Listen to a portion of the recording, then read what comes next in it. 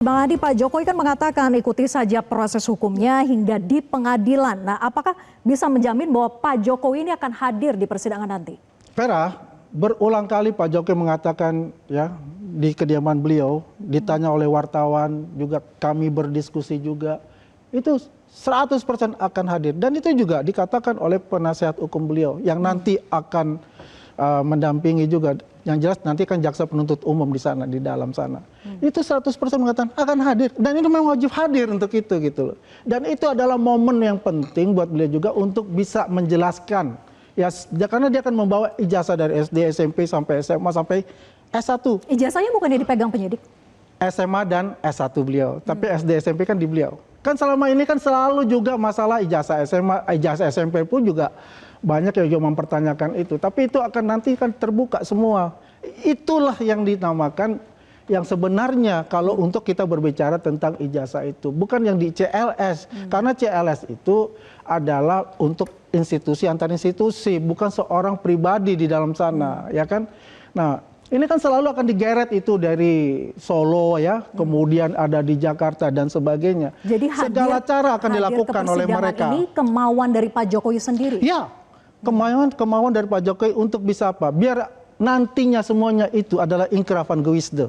Ya, semuanya itu nanti ingkrah dan berkekuatan tetap dan tidak ada lagi pengulangan dari mungkin dari orang-orang nanti setelah itu yang akan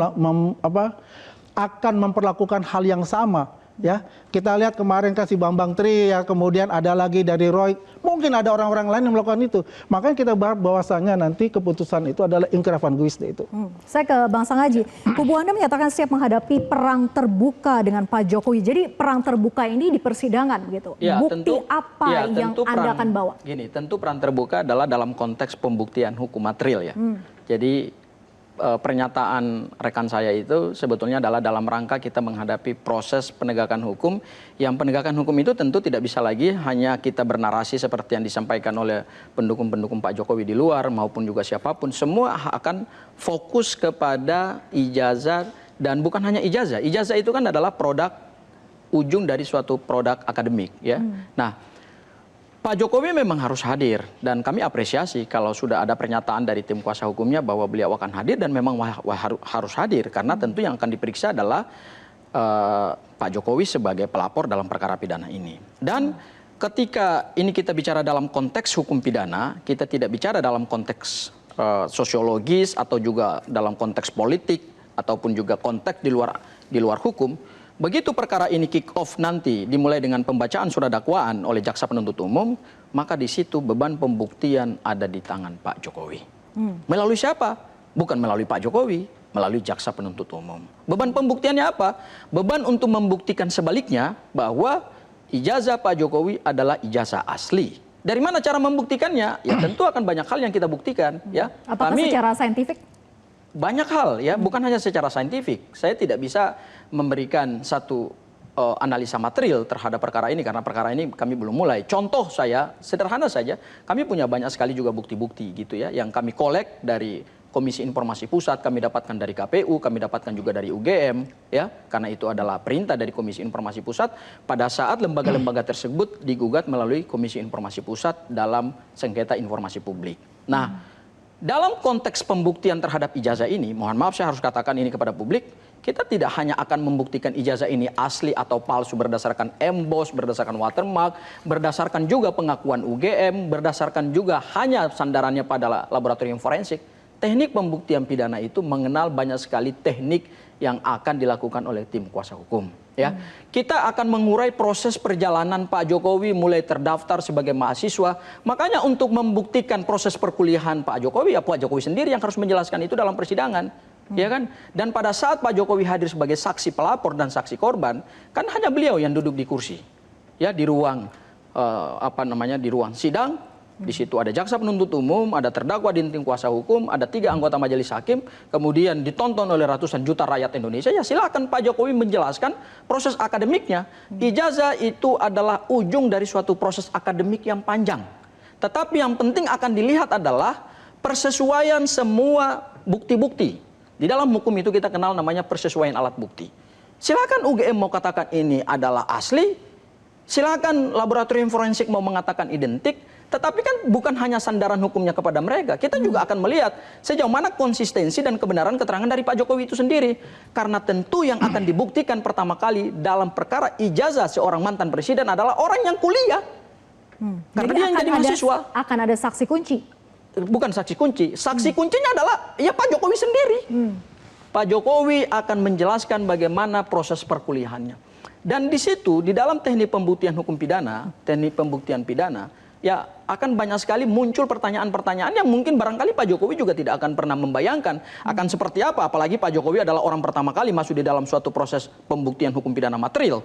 Tentu akan banyak sekali kejutan-kejutan yang hadir dalam persidangan. Tentu akan banyak sekali pressure tekanan yang akan dihadapi oleh Pak Jokowi. Tidak bisa kita bayangkan Pak Jokowi hanya memberikan keterangan, ya saya lupa.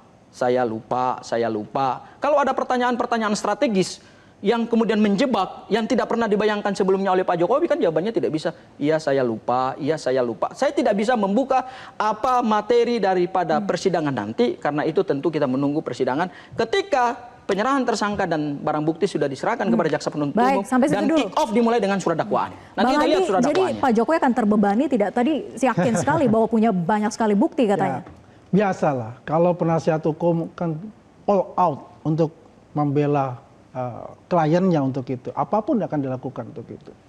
Yang jelas adalah bahwasanya semua barang bukti itu, ya kemudian juga saksi-saksi dari kita maupun saksi-saksi ahli itu sudah jelas.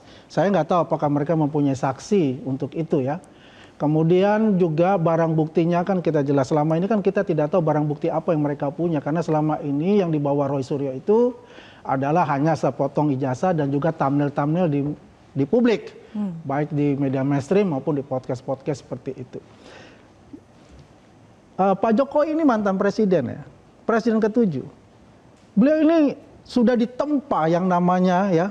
Bagaimana bisa artinya secara mentality, beliau sangat kuat untuk itu. Walaupun tadi dan dia dikatakan berani untuk itu. Ada pertanyaan-pertanyaan jebakan, nggak ada masalah, kejutan. nggak ada masalah. Yang jelas begini ya, kalau kita lihat siapa yang isu ijazah itu. Fokus kalau kita bicara ijazah. Siapa yang isu? Universitas Gadjah Mada. Ketika Universitas Gadjah Mada ditanya oleh Majelis Hakim yang terhormat, Bu Rektor, apakah benar ini ijazah yang diterbitkan 5 November 1985 ini adalah diterbitkan oleh Universitas Gadjah Mada? Kalau dikatakan iya dan ijazah ini asli, iya. Menurut saya case itu udah close. Case close. Ya, karena itu pasti yang tahu itu adalah Universitas Gadjah Mada. Dan juga bukti-bukti yang dari beliau pertama masuk sampai beliau akhir, itu akan dijelaskan di depan majelis hakim kalau ditanya dengan majelis hakim untuk itu. Ya. Tidak masalah. Yang saya lucu buat saya kan selama ini mereka itu memang ingin menghindar yang namanya pengadilan itu. Jelas itu karena beberapa Jadi kali justru kubu Roy Suryo dan ingin menghindar Dr. dari Tifa pengadilan. yang menghindar. Menghindar dari pengadilan. Itu sudah dikatakan juga dari koordinator dari Troya itu ya, Refli Harun. Menghindar untuk itu. Karena kita juga challenge ketika pra-peradilan pun juga nggak berani untuk melakukan itu. Karena kan selalu mengatakan bahwasanya ini ada penyelundupan pasal, bahwasanya ini ada penyidik di Polda Metro Jaya itu tidak adil dan sebagainya. Semuanya mendiskreditkan dari institusi negara, terutama penegak hukum untuk itu. Jadi tidak ada keraguan dari Pak Jokowi untuk menghadapi pengadilan dan kami juga siap sebagai saksi. Ya, yang pertanyaan saya, mereka punya saksi atau barang bukti? Atau punya saksi dan barang buktikah mereka punya? Itu aja pertanyaan saya. Oke, Mbak Vera saya tanggapi ya. Jadi gini, bahwa proses pembuktian pidana itu tidak sesederhana seperti yang dibayangkan oleh Andi Azwan. Begitu ditanya pihak UGM, apakah Anda yang mengeluarkan ijazah ini? Ya, saya mengeluarkan, maka case close. Kalau begitu buat apa ada persidangan? Pembuktian pidana material itu tidak seperti itu. Tidak sesimpel itu. Tidak sesimpel yang dibayangkan oleh Andi Azwan yang tidak pernah beracala dalam persidangan gitu. Pembuktian pidana material itu adalah suatu pembuktian yang rumit. Yang dibutuhkan itu adalah persesuaian bukti dan bukti itu bisa menimbulkan keyakinan kepada hakim. Bukan hanya UGM menyatakan, iya ini saya keluarkan. Bukan hanya itu. Karena selama ini yang kami curigai adalah ini jangan seperti ada persengkongkolan. Kan bisa saja seperti itu. Dan semua itu akan terbongkar dalam suatu persidangan yang terbuka, dan persidangan itu akan panjang, dan persidangan itu akan banyak hadirkan kejutan-kejutan terkait dengan bukti, alat bukti. Alat bukti yang disita di Polda Metro Jaya itu baru versinya Pak Jokowi. Itu baru alat bukti yang menguntungkan Pak Jokowi. Misalnya ijazah Pak Jokowi dengan ijazah 13 ijazah pembanding. Apakah kami juga tidak punya ijazah pembanding? Kami punya. Apakah hari ini akan kami buka? Oh, belum. Apakah disita oleh Polda Metro Jaya? Tidak. Karena terdakwa diberikan hak hukum oleh undang-undang untuk menghadirkan alat bukti yang tidak pernah disita oleh penyidik Polda Metro Jaya. Dalam rangka apa? Dalam rangka pembelaan. Ya, apakah kami akan punya saksi-saksi yang menguntungkan? Banyak saksi yang menguntungkan dan saksi yang meringankan. Ya, dan tentu tidak bisa saya sampaikan di sini karena itu adalah materi pokok dalam suatu persidangan pidana. Nah, oleh karena itu saya tentu melihat narasi yang disampaikan oleh para pendukung Pak Jokowi bahwa ini akan berujung pada keputusan yang final, keputusan yang ingkrah van Hawisde. Loh, pembuktian aja belum dimulai. Kick off terhadap perkara ini juga belum dimulai. Kita juga belum baca bagaimana surat dakwaan jaksa penuntut umum. 700 barang bukti yang ada di Polda Metro Jaya, itu kan belum kita buka barang itu. Ada apa di dalam kotak Pandora itu? Apakah ada kucing dalam karung ataukah bukan? Itu kan belum dimulai. Jadi orang-orang yang tidak punya kompetensi di dalam suatu persidangan pidana, jangan memberikan komentar melampaui kemampuan Anda. Nah, seperti yang disampaikan oleh Andi Azwan tadi, begitu ditanya oleh sampai situ dulu, Bang Sangaji. dong. Kalau begitu ya kita nggak usah sidang dong. Ya. Kita akan lihat jangan-jangan ada persengkongkolan antara para pihak. Silakan Bang Adi, komentarnya. Ya, kan saya katakan tadi, itu udah penasihat hukum, biar bagaimanapun ya harus salah atau benar itu harus dibela. Itu memang haknya untuk itu.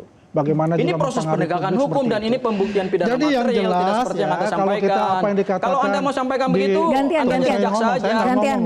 Anda berbicara seolah-olah Anda sudah seperti jaksa gitu. Saya nggak bicara secara jaksa, ini saya bicara secara pandangan umum masyarakat Indonesia menunggu. Nah, itu sayangnya penegakan hukum pakai pandangan umum Anda gitu loh. Tahan dulu, kita penegakan hukum bukan singkat saja, jadi harapan Anda bahwa menghadapi persidangan depan harapan saya, Pak Jokowi yang dikatakan dia punya barang bukti dan sebagainya nonsens. Kita buktikan kita lihat nanti dalam persidangan. Kita buktikan di pengadilan nanti. Kita lihat dalam persidangan. Jadi, begini. Dan saya akan uji keterangan Andi Azwan dalam persidangan. Baik, gantian Bang Sangaji, silakan singkat. Ya, oke. Ini saya sedikit sekali waktunya. Oke. Jadi intinya kita siap mau tempur, dia katakan kita perang. Anda jual, kita beli. Oke. Artinya Pak, kita tidak Mbak Vera, kita akan siap di pengadilan untuk semua itu. Sayangnya. Biar saya selesaikan dulu, boleh nggak? Boleh, silakan. Udah selesai yuk punya. Sedikit. Ya. Kita siap untuk itu, semua barang bukti dan semua saksi-saksi udah siap untuk tempur di pengadilan untuk itu. Yang terakhir, kami semua militan Gibran Nusantara mengucapkan selamat ulang tahun kepada Pak Jokowi yang besok berumur 61 tahun. Baik, baik. Tetap tegar Bapak, kami semua mendukung Bapak menuju kebenaran yang selama ini mereka lakukan adalah plot twist sehingga ya terjadi pempecah belah di lapisan yang paling bawah. Dan baik, kita saksikan bagaimana di proses persidangan nanti. Dan kita tunggu Pak Jokowi di persidangan. Saya welcome untuk menunggu Pak Jokowi dalam persidangan dan saya akan uji Pak Jokowi dalam persidangan. Jelajahi cara baru mendapatkan informasi. Download Metro TV Extend sekarang.